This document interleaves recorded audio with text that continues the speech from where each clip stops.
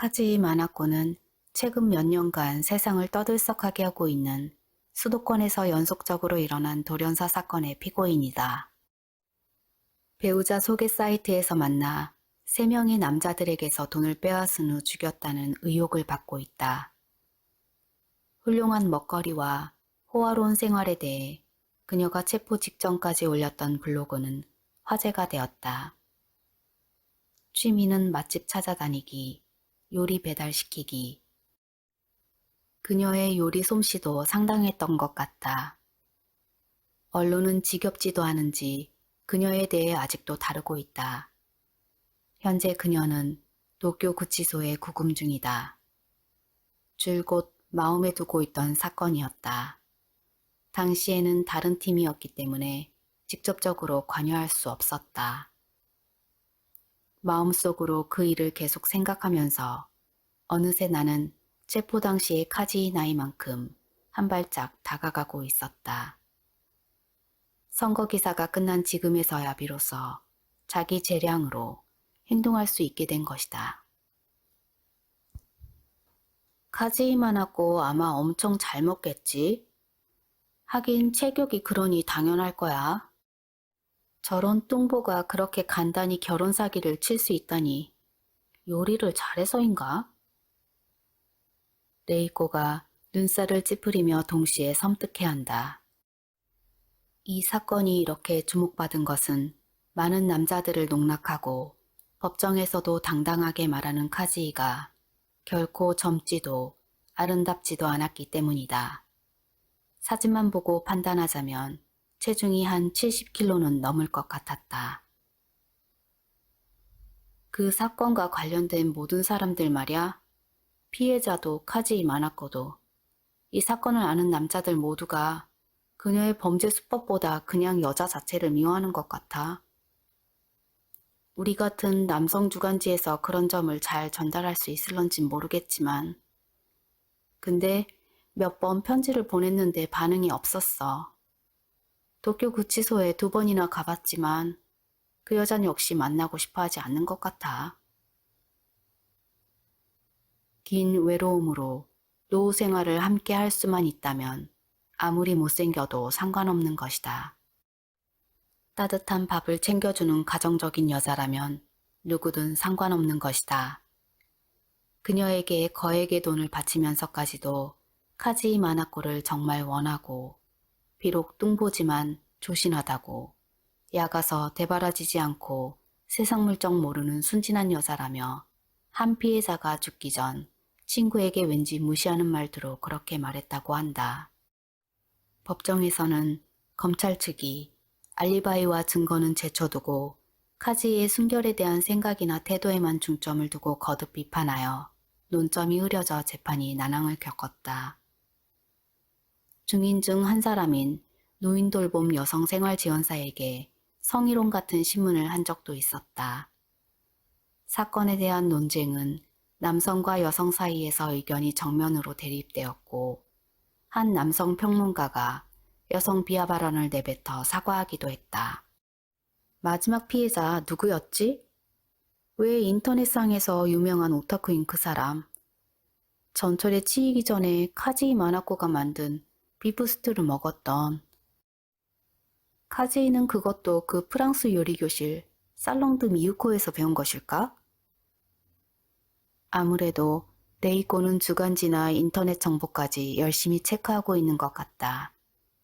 그녀는 백치미의 이미지를 가지고 있었지만 공부를 잘해서 대학에서는 항상 수석을 했다. 대학원을 갈지 안 갈지 끝까지 망설였었다. 그 피해자 죽기 전에 엄마한테 그녀가 만든 비프 스튜가 아주 맛있었다고 문자를 보냈대. 법정에서도 애인을 위해 맛있는 요리를 하는 그런 여자가 과연 배우자를 밀어 떨어뜨려 죽이겠냐고 카지 측 변호사가 말했고. 니까 다음에 카지에게 편지 보낼 때 그때 비프 스튜 레시피를 가르쳐 달라고 써보는 건 어때? 그럼 분명히 만나줄 것 같은데. 리카는 눈을 깜빡거렸다. 그런 생각을 못했다. 레이코는 예전에 회사 홍보부에서 일했다. 그러고 보니 그때 그녀는 배려와 유머, 그리고 생각지 못한 간단한 선물로 깐깐한 유명 영화 감독이나 연예기획사 사장, 스폰서들의 마음을 사로잡아 자기 편으로 만들었던 기억이 난다. 왜냐하면 요리를 좋아하는 사람은 누군가 레시피를 궁금해하면 기뻐하고 대부분은 묻지도 않았는데 다 말해주거든. 장담해. 이건 무조건이야. 지금은 내가 그래. 맞네.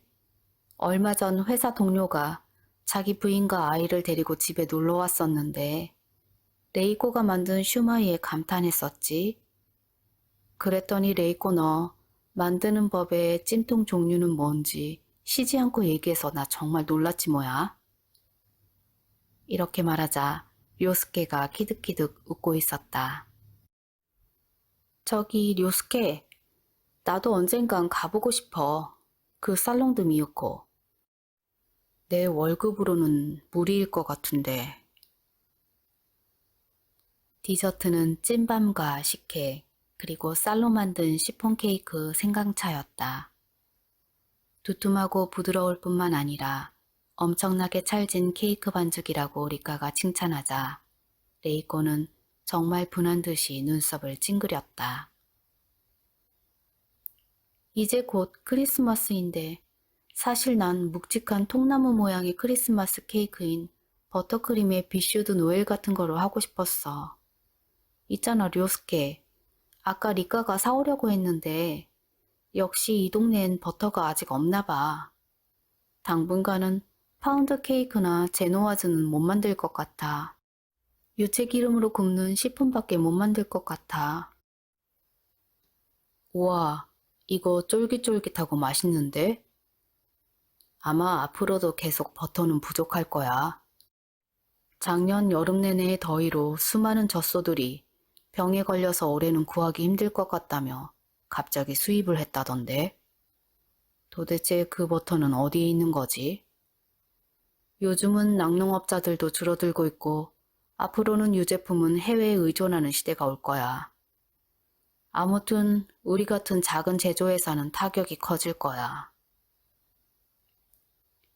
리카는 료스케의 말에 동의하면서 카즈이 마나코가 버터를 좋아한다는 게 갑자기 생각났다. 그녀의 블로그를 대충 읽고 말았지만 그녀가 고급 버터에 관해서만은 끈질기게도 글을 올린 것은 인상에 남아 있었다. 그러고 보니 피해자 중 한 명의 신용카드를 자기 마음대로 사용해 2,000엔 정도 하는 버터를 몇 개씩이나 구입한 것이 법정에서 밝혀졌었다. 니가타 출신인 그녀는 낙농가에서 자랐기 때문인지 유제품에 집착했던 것 같다. 인터넷에서는 버터를 너무 많이 먹어서 저렇게 살이 찐 거 아니냐, 버터를 아주 징그럽게도 사용한 것 아니냐는 등 자주 야유를 받을 정도였다. 이른 아침이니까 좀 더 푹 쉬다 가라며 서운해하는 두 사람을 뒤로하고 리카는 9시가 넘자마자 인사를 하고 나왔다. 레이코가 준 랩에 쌓인 굴밥 주먹밥과 시폰 케이크를 들고 바로 회사로 향했다. 진품을 알지 못하는 사람과는 상대하고 싶지 않다. 진짜 배기의 사람은 드물다.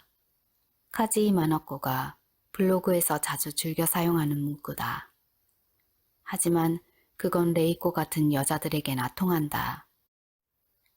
개찰구 앞에서 뒤를 돌아 길거리를 다시 한번 보았다. 언덕길을 따라 늘어선 연립주택의 불빛들이 조금 전과는 달리 따스해 보였다. 교통카드를 꺼낼 때 손끝에 기름기가 있어서 보니 손거스러미가 생겨 엉망이었다. 리벤지 포르노의 논쟁은 나체 사진에 찍힌 피의자 측의 잘못만 주목되어 그 본질을 잃어버리고 있습니다. 피해자의 책임이라고 계속 주장한다면 이런 사건은 앞으로도 끊이지 않을 거라고 생각합니다. 패널석 책상 위에 아무렇게나 내던져진 양복은 팔꿈치부터 손목까지가 굉장히 길다. 까무잡잡한 뺨은 야위고 간간히 흰 머리카락이 섞여 있다. 그리고 조금만 부릅뜨면 떨어질 것 같은 부리부리한 눈 밑에는 다크서클이 뚜렷하게 보여 그다지 건강해 보이지 않는다.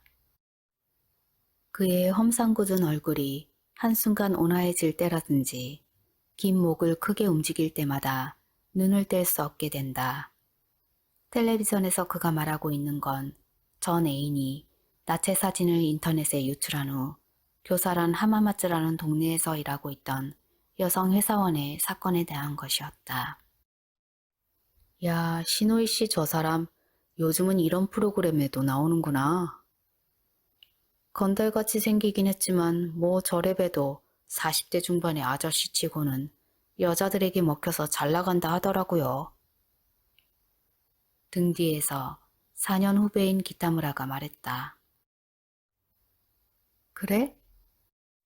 리카는 별로 관심 없다는 듯이 웃으며 TV에서 눈을 돌려 낡은 소파 위에 리모컨을 집었다. 최근 언론에 얼굴이 알려져 유명해진 대기업 통신사의 편집위원인 시노이 요시노리는 예전부터 직원을 잘하는 사람으로서 부서에서는 여러 가지로 도움이 되는 존재로 인식되어 있다. 디귿자 모양의 낡은 소파와 TV가 놓인 이 공간은 잠시 쉬기 좋은 장소이다. 남의 눈만 신경 쓰지 않으면 잠깐 잠을 잘 수도 있다. 리카는 바로 앞에 흡연실 문틈 사이로 삐져나온 담뱃진에 노랗게 찢은 벽을 올려다보며 텔레비전의 소리를 줄였다. 슈메이 대형 출판사에서 흡연실이 있는 곳은 여기 주간 슈메이 편집부뿐이다. 문학예술부나 영업부의 골조들이 담배 한 대 피우러 일부러 여기까지 오기 때문에 어수선해서 가만히 멍 때릴 수 있는 것은 사람이 별로 없는 이 오전 시간대뿐이다. 조사할 것이 있어서 일찍 출근했는데 여기에 앉아있으면 그만 나른해져 버린다. 리카는 오늘 아침 식사로 산 주먹밥을 비닐봉투에서 꺼내 셀로판을 떼어냈다. 전자레인지로 약간 데우자 바로 따뜻해진다. 늘 그랬듯이 출근 전 선반위에 진열되어 있는 여러 종류의 주먹밥을 물색하다가 갑자기 지난주 레이코가 대접한 음식이 생각나서 평소에는 먹지 않는 볶음밥에 그만 손이 갔다. 하마마츠 마을 리벤지 포르노 살인 사건입니다만 이 용의자 과거에 교제했던 두 사람에게도 똑같은 스토킹을 저지르고도 입건되지 않았다는 기사. 아, 맞다. 그거 마치다 선배가 가장 먼저 썼지? 어느새 기타무라가 옆에 앉으며 마치 또래인 것 같은 말투로 말했다. 불필요한 지방이 전혀 없는 마른 몸에 풀이 잘 먹은 세로 줄무늬 셔츠가 잘 어울린다. 그의 뽀얀 피부와 부드러워 보이는 황갈색 머리카락이 빛난다. 아가씨처럼 귀하게 자란 것 같은 이 남자는 사실 누구보다 잠이 많고 술, 담배도 하지 않으며 화제가 된 책이나 영화는 가장 먼저 접하고 있다. 기자답지 않게 언제나 사람을 편하게 대한다. 기분이 언짢다거나 컨디션이 안 좋은 날이 없다. 그래서 그런지 일을 전혀 열심히 하지 않는 것 같은데 이상할 정도로 유능한 기자라는 대접을 받는다. 뭐 그건 그냥 운이 좋았어. 아, 오늘 회의 어떡하지? 이번 주는 한 건도 못 건졌어. 근데 운 좋게 힘들게 특종을 따도 금세 인터넷에 뜨니. 우리 같은 그닥다리 잡지가 상속세라든지 암 예방 기사만 써도 그런 대로 팔리니까 그나마 다행인 거죠. 지금 아무 거라도 써야 하지 않을까요? 목요일은 오늘은 각자 파악한 소재나 주제를 발표하는 날이다. 금요일에는 이를 바탕으로 편집장이 라인업을 발표하고 마감이 월요일이기에 주말에는 다들 취재하고 원고 쓰기에 바쁘다. 마치 짧은 코스를 전력 질주하는 듯한 이런 일주일이 한 달에 4번, 1년으로 치면 대략 48회. 입사 10년 차가 되면 이런 리듬은 몸속 깊이 배어 있어서 자나깨나 달리고 있다는 이 느낌이 좀처럼 가시지 않는다. 총 70명인 부원은 카메라맨 10명, 서무 8명, 데스크 11명, 그 외 기자들이다. 정사원의 여기자는 리카 단 한 명뿐이다. 4명의 동기 중 여성 2명은 이동을 희망해 다른 부서로 옮겼고 나머지 2사람은 힘들다며 퇴직했다. 리카의 여성 사수들도 결혼을 계기로 문예부와 영업부로 옮겨갔다. 출산과 육아 2마리의 토끼를 잡는 것은 마법을 쓰지 않는 한 불가능한 일이다. 마치다 선배, 이대로 계속해서 특종기사 쓰면 주간 쇼메이 최초의 여성 데스크가 될 수 있지 않을까요? 대단한데요? 주간 쇼메이에서는 원고를 정리해 기사화할 수 있는 것은 늘 데스크에서만 가능한 일이었다. 언젠가 자신이 쓴 원고가 게재되는 것이 리카의 목표였다. 뭐야, 기타무라. 출세 같은 거 전혀 관심도 없으면서. 식어버린 직업에 대한 열정. 그저 빨리 팔면 된다는 걸 목표로 결코 의욕을 보이지 않는 기타무라의 모습은 이제 어느 누가 봐도 알아볼 정도로 훤히 보인다. 자신이 적극적으로 소재를 내놓지 않는 대신 취재 대상에게 애정을 가지지 않아서 실수가 없고 누구보다도 일처리가 빠르다. 그런 그가 웬일로 이상하게 말이 많다. 연예계부터 스포츠까지 마치다 선배가 꼽는 소재는 범위가 너무 넓고 맥락이 없어요.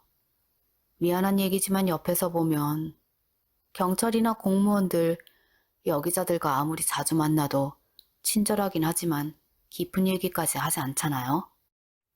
똑같은 시간과 노력을 공들여도 결국은 남자 기자가 고객에게 신뢰를 얻어 기사를 따게 되는 것 같아요.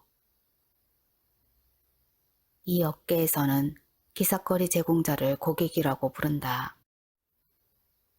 편의점 주먹밥은 레이코가 직접 만든 것과는 향도 맛도 전혀 비슷하지도 않은 그냥 밥알일 뿐이었다.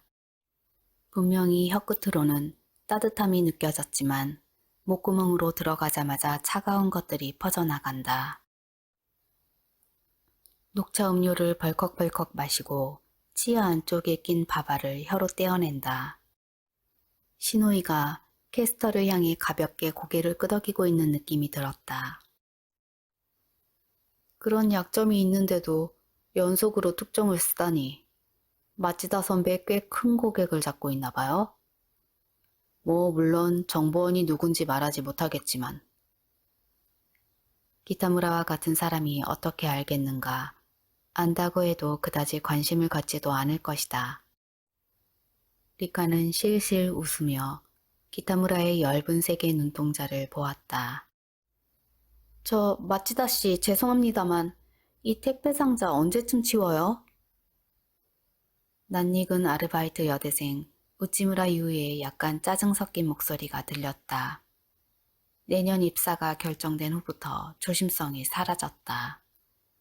리카는 마침 잘 됐다고 말하며 기타무라를 등지고 일어났다. 곧 집에 보낼게. 미안. 자신의 데스크 쪽으로 재빨리 가 통로까지 삐져나온 택배 상자를 데스크 밑으로 밀어넣으면서 의자에 앉았다. 3년치의 다이어리 수첩이 한 상자 정도 된다. 원래부터 장문인데 카지 이마나코 기사는 하루에도 몇 번씩이나 교정해 상당한 양이다. 현재는 기사 원본은 삭제되었지만 고객 중 한 사람이 재빠르게 철에서 보관해둔 덕에 이렇게 수중에 남겨둘 수 있었다. 상자에서 5일치 정도의 다이어리 수첩을 꺼내어 훌훌 넘긴다. 해가 저물 때까지 그저 구경하면서 걷고 쇼핑하는 것만으로 하루를 보내는 건 신선 노름이 따로 없다.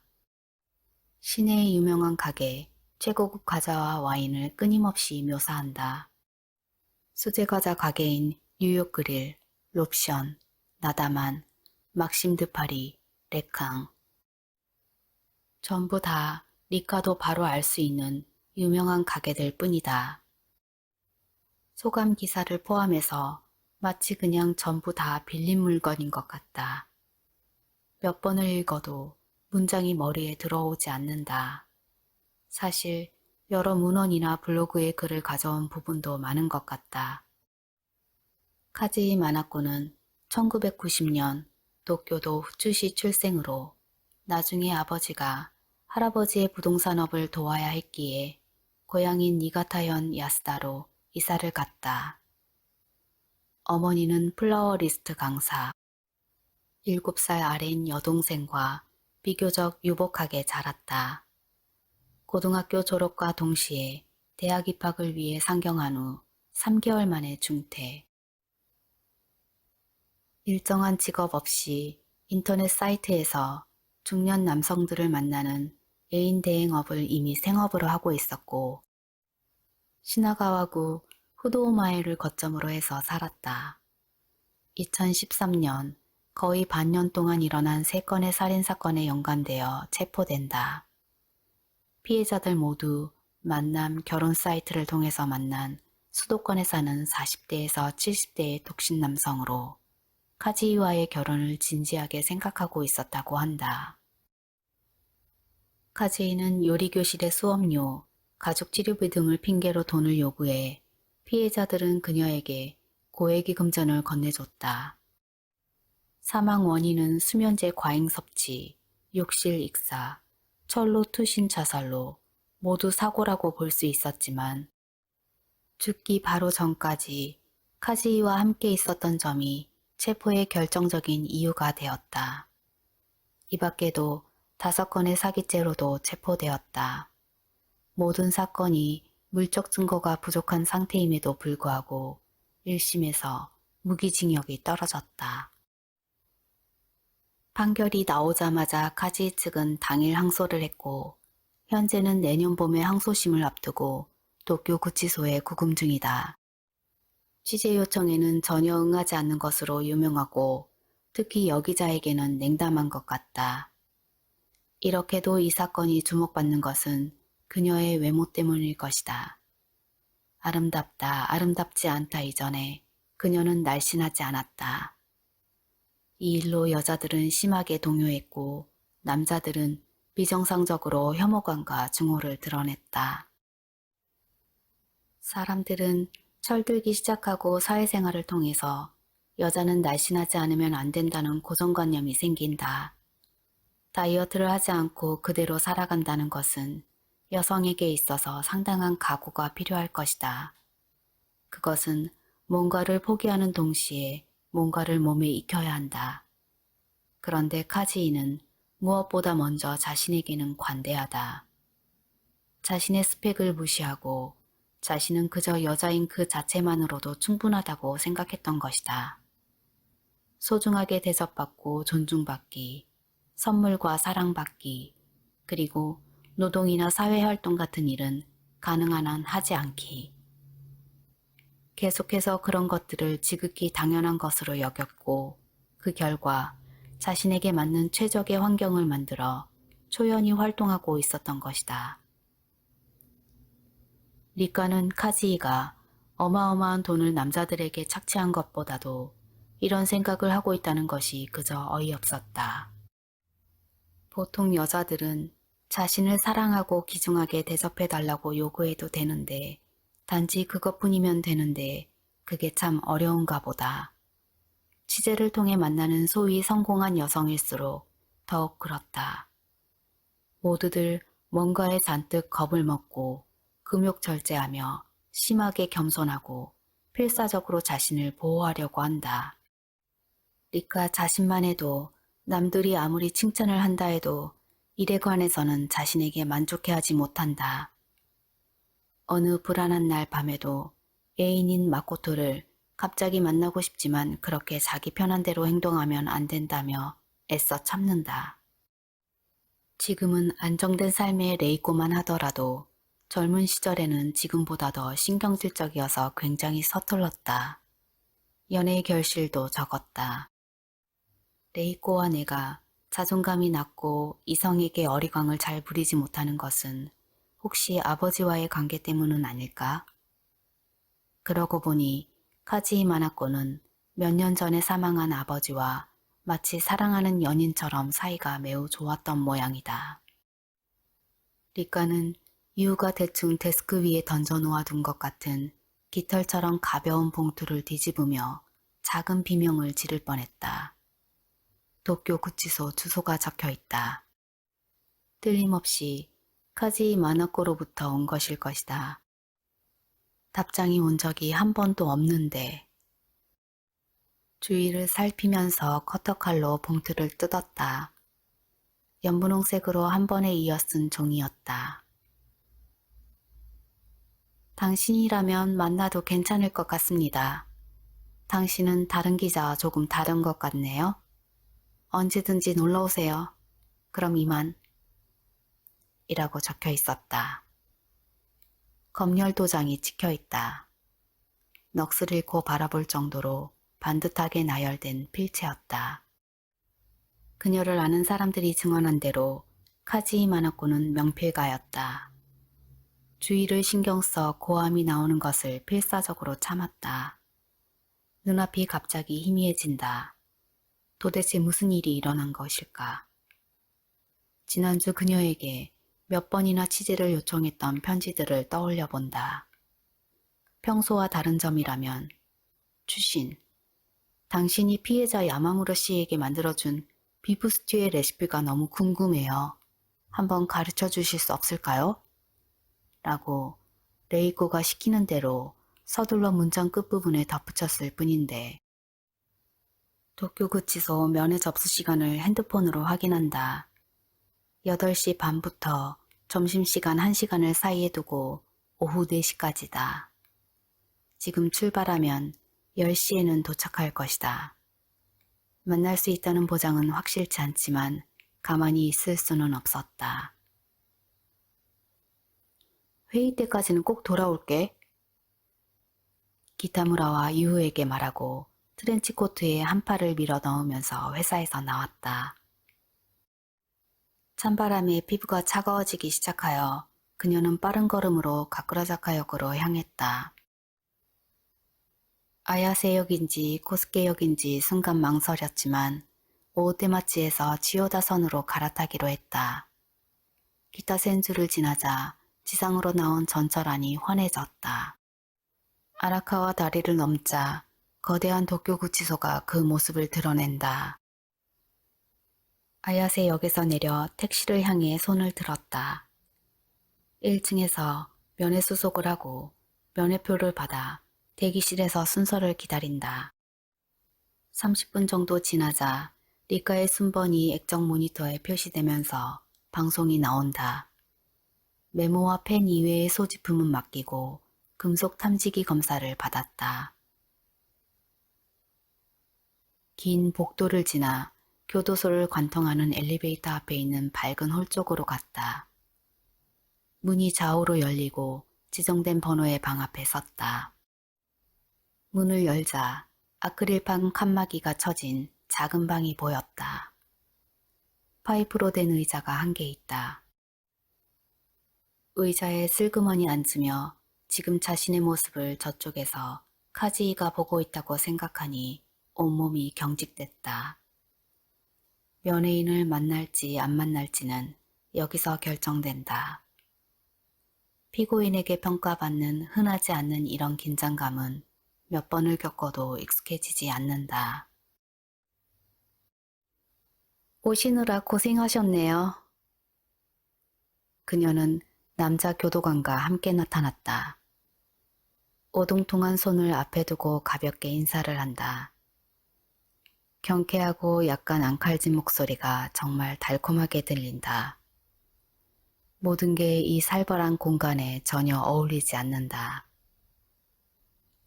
커튼이 열리자 공주가 흘끗 얼굴을 내비치는 듯한 우아한 모습으로 그녀가 얼굴을 드러냈다. 안녕하세요. 주간 히데야키 기자 마츠다 리카라고 합니다. 편지를 받자마자 바로 왔습니다. 시간 내주셔서 감사합니다. 그녀는 아크릴판 너머 의자에 앉는다. 교도관은 그 뒤에 앉았다. 카지 마나코라고 합니다. 잘 부탁해요. 그렇게 뚱뚱한 것도 아니다. 리카는 세심하고 무례하지 않도록 상대를 관찰했다. 거의 독방에서 나오는 일이 없다고 해도 하루 세 끼를 칼로리에 맞게 매일 정해진 시간에 먹고 적당한 운동도 할 수 있는 생활 덕분인지 체포 때보다 어느 정도 가뿐해 보였다. 통통하기는 하지만 몸집이 작은 편이어서 누군가를 위압할 덩치도 아니다. 체구 자체는 일본 여성의 평균치를 아주 조금 웃도는 정도로 보였다. 전체적으로는 여성스럽지만 당장이라도 이어질 것 같은 짙은 눈썹과 그에 뒤지지 않게 까맣고 동그란 커다란 눈동자는 고집스러워 보인다. 35살치고는 늙어 보이지만 바꿔 말하면 품이 있고 침착한 언행이라고도 할 수 있다. 마침내 라푼젤을 만난 왕자의 기분이 이러지 않았을까? 이쪽에서 만나달라고 간곡히 부탁한 약자의 입장. 거기다가 여러 기자들 중 나만 선택해줬다는 고마움 때문인지 그만 그녀를 좋아하게 될 것만 같았다. 공정해야 한다고 필사적으로 자신에게 타이른다. 하지만 입을 먼저 연 건 그녀였다. 잘 익은 거봉처럼 동그란 눈은 이쪽을 집어삼킬 듯이 휘둥그레졌다. 사건에 대해서는 어떤 것도 얘기할 생각이 없습니다. 변호사나 저를 지원해 주시는 분들도 그럴 겁니다. 하지만 당신은 요리에 대해서 얘기하고 싶은 거죠? 그렇다면 기분 전환도 할 겸 만나봐도 괜찮겠다는 생각이 들었습니다. 당신 같은 분은 없으니까. 저는 지금 맛있는 음식 얘기를 너무 하고 싶거든요. 단지 말동무 상대라면 앞으로도 계속 면회를 오셔도 상관없습니다. 연기를 하는 듯한 말투에 리카는 바로 당황하고 곤란해했다. 그다지 음식에 대한 지식도 많지 않을 뿐더러 그녀의 마음을 여는데 시간이 걸린다는 걸 알면서도 레이코 흉내를 낸 것을 후회했다. 아까 먹은 편의점 주먹밥 얘기를 할 수도 없다. 우선 당신 집 냉장고 안에 뭐가 들어있는지 말해주지 않을래요? 물어봐줘서 다행이다. 면회 시간은 그날 상황에 따라 제각각으로 시간이 충분할 때는 30분 연장도 가능하다. 아무튼 쓸데없는 대화는 허락되지 않는다.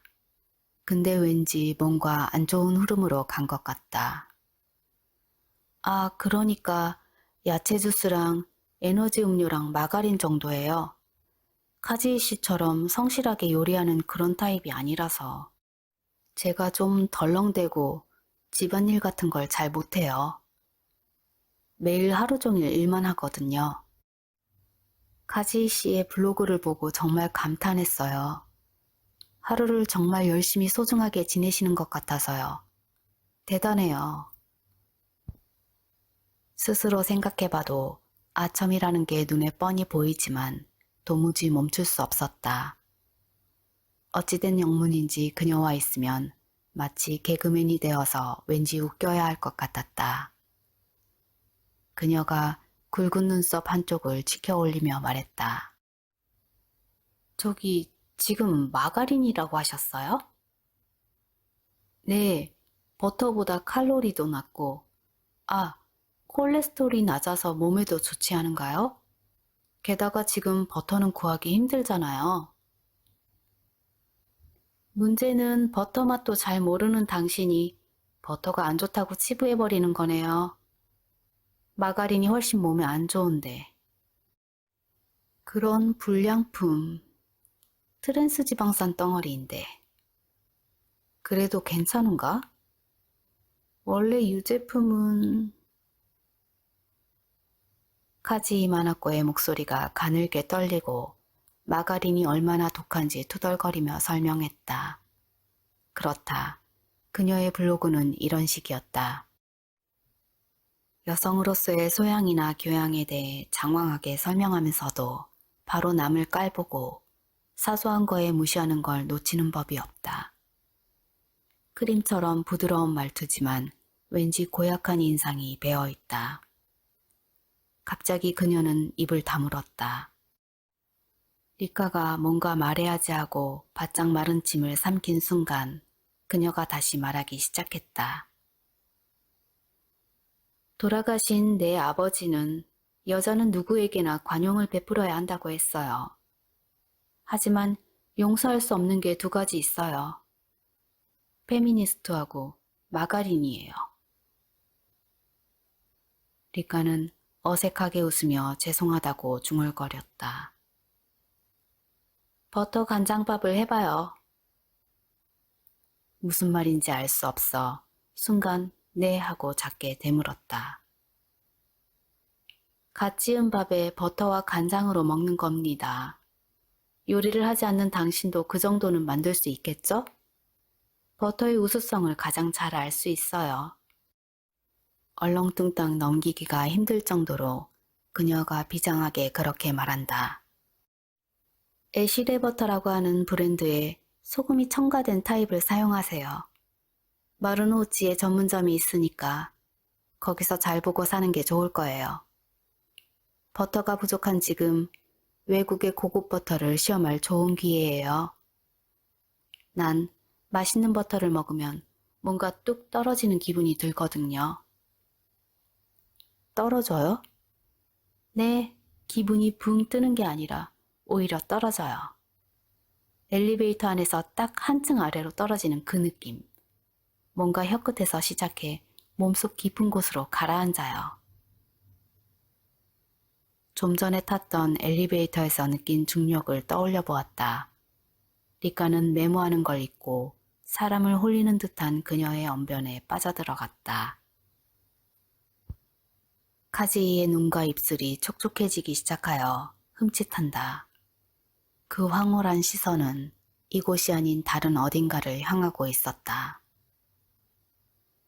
버터는 냉장고에서 꺼내 차가운 상태 그대로 둬요. 진짜 맛있는 버터는 차가운 그대로 단단한 그 상태에서 그 식감과 향을 느껴봐야 해요. 따끈한 밥에 금방 녹으니까 꼭 녹기 전에 먹어야 돼요. 차가운 버터와 따뜻한 밥, 일단 그 차이를 즐겨야 돼요. 그리고 그것들이 서로 녹아 당신 입안은 황금빛 샘물로 변하는 걸 보게 될 거예요. 사실 보지 않아도 황금빛으로 변하는 걸 느낄 수 있는 그런 맛이에요. 버터에 휘감긴 한 톨 한 톨의 쌀이 마치 볶은 것 같은 진한 고소한 맛을 내요. 이게 목구멍에서 코로 확 퍼져나가죠. 진한 우유의 달짝지근함이 혀에 휩싸여 입안에 침이 돈다. 침을 넘길 때마다 목에서는 꿀꺽하고 소리가 난다. 이 소리만은 피하고 싶다. 카지이가 돌연 자세를 고쳐 앉으며 가슴에 앞에서 통통한 손가락을 깍지꼈다. 혹시 제가 다음에 당신하고 얘기할 때쯤이면 당신이 앞으로 마가린을 먹지 않기로 마음먹었을 때일지도 모르겠네요. 난 진짜를 아는 사람만 상대하고 싶거든요. 게다가 그건 비프스트가 아니에요. 프랑스 요리 비프 부르기뇽이에요. 법정에서도 몇 번이나 정정을 했는데 당신네들 음식에 대해선 너무 무식해서 상대할 수가 없어요. 좀 피곤해졌네요. 미안합니다만 이제 그만하면 안 될까요? 생소한 요리명을 재빨리 메모했다. 보통 면의 종류를 교도관이 말해주지만 카지이는 본인 스스로가 말했다. 창피하게도 면의 처음부터 끝까지 그녀의 페이스대로 끌려가는 꼴이 되고 말았다. 그녀의 행동은 역시 법정 기록에 남아있는 그대로였다. 리카는 천천히 사라지는 그녀의 잔뜩 살이 붙은 등과 빛나는 머리카락을 멍하게 바라보았다. 엘리베이터를 타고 1층으로 내려가면서 버터에 대한 그녀 특유의 표현이 떠올랐다. 훅 가라앉는 맛 같은 건 잘 모르겠다. 왔을 때와 똑같이 긴 복도를 거쳐 교도소에서 나왔다. 돌아갈 때는 근처 코스게역을 이용하기로 했다. 왠지 수영장에서 수영을 한 뒤처럼 몸이 무겁고 머리가 안 돌아가는 것 같다. 이대로 푹 쓰러져 잠들고 싶지만 리카는 어떻게든 안간힘을 썼다. 가드레일 밑에 꽃이 놓여있던 것이 문득 생각났다. 혐의가 풀려 구치소를 나오자마자 운 나쁘게도 목숨을 잃은 사람이 있었단 말인가? 아님 우연히 어떤 사람이 이곳에서 사고를 당한 것일까? 거봉같이 큰 두 눈과 달콤한 목소리가 계속 마음속에서 떠나질 않고 들뜬 기분으로 리카는 전철에 올랐다. 회사로 돌아가기 전에 가전제품 할인점에서 가장 작은 밥솥과 쌀 1kg을 샀다. 회의한 뒤 취재차 출장을 가야 하기 때문에 마루노우치에 있는 겉보기에 마치 잡화점이나 액세서리 가게같이 보이는 에시레버터 전문점에서 겨우 100g짜리 버터 덩어리를 1000엔이나 주고 샀다. 식재료 같은 이깟 거에 이런 돈을 써본 적이 없다. 안에 든 상품과는 달리 파란 포장지도 상품에 붙은 라벨도 귀엽고 로맨틱했다. 레이코에게 이런 선물을 가져갔어야 했다고 반성했다. 녹지 않도록 아이스팩과 함께 담아 회사로 돌아오자마자 탕비실 냉장고에 넣어두었다. 마치 전쟁 용사가 아이템 하나를 획득한 기분이었다. 리카는 그날 밤 회사에서 도보 15분 거리에 있는 이다바시의 자택 아파트로 그것들을 가지고 돌아왔다. 이렇게 일찍 귀가하는 것은 오랜만이다. 내일부터 주말까지 눈코 뜰 새 없이 바쁘기 때문에 이번 건은 당장 착수할 필요가 있다. 카지이가 관심을 가질 만한 화제를 준비하지 않은 건 그녀 실수였다. 하지만 카지이는 앞으로 절대 만나지 않겠다고 말하지 않았다. 결국 이쪽이 어떻게 하느냐에 따라 마음이 바뀔 수 있다는 얘기다. 10년 가까이 살았는데도 새것 같은 싱크대 앞에 서서 1인분의 쌀을 손목에 힘을 주어 씻었다. 상자에서 막 꺼낸 밥통을 세팅하고 오랜만에 방을 둘러본다. 단지 회사에서 가까워서 고른 월세 85,000엔의 이 방에서 지내는 일은 그다지 많지 않다. 특별히 마음에 드는 건 아니지만 이사할 이유도 없다. 직장인 1년차의 레이코가 골라준 연청회색 커튼과 침대 커버도 그대로다. 밥통에서 달콤한 향이 풍기니 왠지 부지런해진 것 같은 느낌이 들었다. 오랜만에 걸레질을 하고 세탁기를 돌리는 사이에 밥이 다 됐다. 뚜껑을 여니 김이 나고 번들거리는 쌀이 보인다. 갓 지은 맑은 빛깔의 흰쌀을 넋을 잃고 보았다. 밥그릇이 없어서 밥통 세트인 밥주걱으로 카페오레용 커피잔에 밥을 거칠게 담는다. 카지이가 말한 대로 냉장고에서 차가운 버터를 꺼내어 포장지를 벗기고 그 부드러운 황금빛 자태를 잠시 동안 쳐다보았다. 이후에 일어날 일들은 리카도 아직 모르는 부분이다. 햄버거에 들어있던 버터. 밥은 알아도 버터 간장밥은 모른다. 물론 고급 버터에 따끈한 밥을 얹어 먹은 경험도 없다. 버터 한 조각을 밥에 얹는다. 빼곡히 쌓이기 쉬운 편의점 도시락에 들어있던 간장을 한 방울 떨어뜨린다. 그녀의 지시대로 버터가 녹기 전에 밥과 함께 입에 넣는다. 리카의 목구멍 깊은 곳에서 신기한 공기가 새어나온다. 먼저 차가운 버터가 입천장에 찰싹 닿은 것이다. 갓 지은 밥과 대조되는 촉감과 온도 둘 다 뚜렷하게 느껴진다. 차가운 버터가 이에 닿는다. 씹으면 치아 뿌리까지 부드럽게 스며드는 그런 느낌이다. 이윽고 그녀 말대로 녹은 버터가 밥알 사이로 쏟아져 나온다. 그것은 황금빛이라는 말 이외에는 표현할 수 없는 맛이었다. 황금빛으로 빛나는 믿기 힘들 정도의 깊고 은은하면서도 거세게 전해지는 고소함의 파도가 밥알에 휘감겨 리카의 온몸을 저편으로 밀어낸다. 확실히 떨어지는 그런 느낌이 들었다. 리카는 먹고 있던 버터 간장밥을 물끄러미 보았다. 입에서 진한 전내가 나는 긴 한숨이 새어나온다. 지금 레이코의 손맛이 입안 구석구석에서 되살아나는 듯했다. 지친 몸을 위로해주는 듯한 맛과 향, 제철 식재료는 확실히 다음 날을 위한 활력을 선사해준다.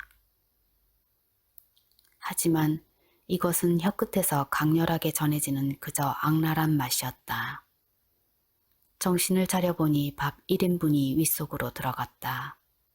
아직도 뭔가 부족하다.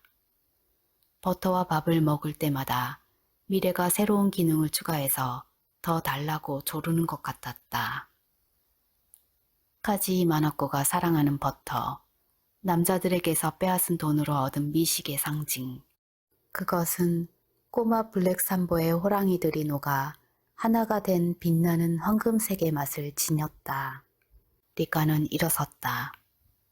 레이코가 그녀에게 너무 말랐으니 더 먹어도 된다고 했었다. 때로는 자신에게 관대하게 하더라도 남의 비난을 두려워할 필요는 없는 것이다. 이것은 수많은 취재 중의 하나이다. 상대의 마음을 이쪽으로 끌어들이기 위한 것이니 어쩔 수 없다. 아직도 뜨거운 밥통을 내려놓고 리카는 수도꼭지를 세게 틀었다. 물이 콸콸 흘러 밥통을 식혔다. 1인분 더, 아니 2인분 더 밥을 짓자. 좀 과식했나? 많으면 얼려두면 된다. 시간은 어느새 자정을 훌쩍 넘겼다.